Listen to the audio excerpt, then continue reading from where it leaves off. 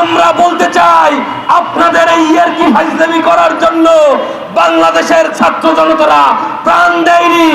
তারা কি বুঝবে যে গুলির সামনে দাঁড়িয়ে কিভাবে এই আন্দোলন হয়েছে, পাশ থেকে কিভাবে টপটপ করে লাশ পড়েছে, গুলি চলেছে। বিসমিল্লাহির রহমানির রহিম। জাগো যুব জাগো স্লোগান নিয়ে যুব মিশনের এই আত্মপ্রকাশ অনুষ্ঠানে উপস্থিত আছেন গণতন্ত্র পুনরুদ্ধার আন্দোলনের সংগ্রামী নেতা, জুলাই আগস্ট গণ অভ্যুত্থানের রাজপথের অন্যতম সিপাহ সালার,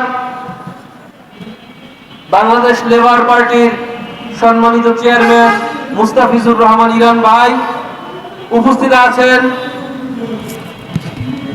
আজকের যুব সমাজের, যুব সংগঠনের বিভিন্ন নেতৃবৃন্দ। আজকে আমরা দেশের এমন একটি ক্রান্তিকালে এসে উপস্থিত হয়েছি, জুলাই আগস্ট গণ অভ্যুত্থানের মাধ্যমে 2000 ছাত্র জনতা, শ্রমিক, কৃষক, সকল শ্রেণীর লোক মিলে ওই স্বৈরাচারী শেখ হাসিনার বিরুদ্ধে বুকের তাজা রক্ত রাজপথে ঢেলে দিয়ে ওই খুনি হাসিনাকে এই দেশ থেকে বিদায় করে বাংলাদেশে একটি অন্তর্বর্তীকালীন সরকার প্রতিষ্ঠা করেছে। আমরা শ্রদ্ধার সাথে বলতে চাই, ডক্টর মোহাম্মদ ইউনূস সরকারের কাছে বাংলাদেশের জনগণের যে প্রত্যাশা ছিল, বাংলাদেশের যুব সমাজের যে প্রত্যাশা ছিল, সাধারণ সমাজের যে প্রত্যাশা ছিল, আপামর জনগণের যে প্রত্যাশা ছিল, সেই প্রত্যাশাকে আপনার ওই যে উপদেষ্টা পরিষদ আছে তারা এটাকে পিকনিক পার্টি মনে করার মধ্যে দিয়ে বাংলাদেশের জুলাই আগস্ট গণ অভ্যুত্থানকে প্রশ্নবিদ্ধ করে যাচ্ছে। আমরা বলতে চাই, আপনাদের এই ইয়ারকি ফাইজলামি করার জন্য বাংলাদেশের ছাত্র জনতারা প্রাণ দেয়নি। আমরা বলতে চাই, এমন কোন স্বাস্থ্য উপদেষ্টাকে আপনার বসাতে হবে যে 10 মাসে শহীদদের তালিকা করতে পারেনি, আহতদের তালিকা করতে পারেনি। আমরা বলতে চাই, আপনার এই সরকার জনগণের সহায়তায় টিকে আছে, কিন্তু জনগণের নিরাপত্তার ব্যবস্থা করতে পারেনি। আমরা দেখেছি এই সপ্তাহখানেক আগে আমাদের ভাই জুলাই যোদ্ধা শাহরিয়ার সাম্যকে এই সরোয়ার্দী উদ্যানের ভিতর নৃশংসভাবে হত্যা করেছে। আমরা বলতে চাই, আপনারা কি আসল খুনিকে গ্রেফতার করতে পেরেছেন কিনা? আকাশ থেকে তারা উড়ে আসেনি। বারবার বলেছি, আওয়ামী লীগের দুঃশাসনের আমলে যখন গুন্ডা পান্ডা সন্ত্রাসী শেখ হাসিনার দোসররা এখনো প্রশাসন, সচিবালয়ে, পুলিশ প্রশাসনে আছে, আপনারা কি ব্যবস্থা নিয়েছেন? কোন ব্যবস্থা আপনারা নিতে পারেননি। তাহলে কিভাবে রাষ্ট্র নিরাপদ হবে? আমি ধন্যবাদ জানাই বাদশা ভাইকে।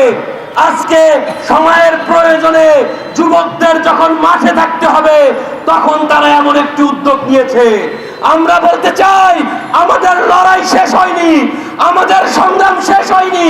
যে স্লোগান আছে আবু সাইদ মুক্ত, শেষ হয়নি যুদ্ধ, আসলে কিছুই শেষ হয়নি।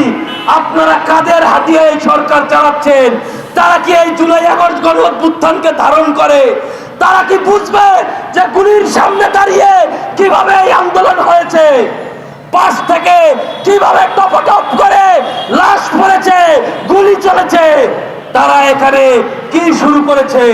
নানান রকমের অরাজকতা রাষ্ট্র পরিচালনায় যদি বুঝতে না পারেন, রাজনৈতিক দল সহ সকলের সাথে আলোচনা করেন।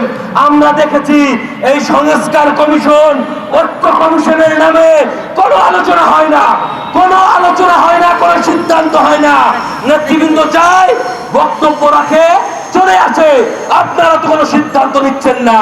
আপনারা জানেন না, যদি এই বিপ্লব ব্যাহত হয়, এই বিপ্লবের মান ইজ্জত ক্ষুণ্ণ হয়, তাহলে আমরা ধুলায় মিশে যাব। আপনারা তো বিদেশে চলে যাবেন। আপনারা যারা উপদেষ্টারা আছেন অনেকেই দ্বৈত নাগরিক। আমার দেশ তো শুধু বাংলাদেশ, আমাকে তো বাংলাদেশেই থাকতে হবে। এই বিপ্লব ব্যাহত হলে, এই গণ অভ্যুত্থান ব্যাহত হলে আমাদেরকে হত্যা করা হবে, খুঁজে খুঁজে বের করা হবে। এই মুস্তাফিজুর রহমান ইরান ভাইদেরকে খুঁজে বের করে ফাঁসি দেওয়া হবে। আপনারা তামাশা করছেন। আপনারা ফাইজলামি করছেন। সংস্কারের তো আমরাও চাই। কে সংস্কার চায় না বলেন? আপনারা এই 10 মাসে কে সংস্কার করেছেন?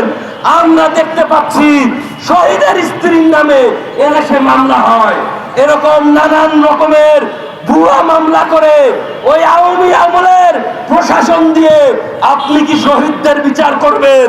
খুনি হাসিনার বিচার করবেন? আওয়ামী লীগের দোসরদের বিচার করবেন?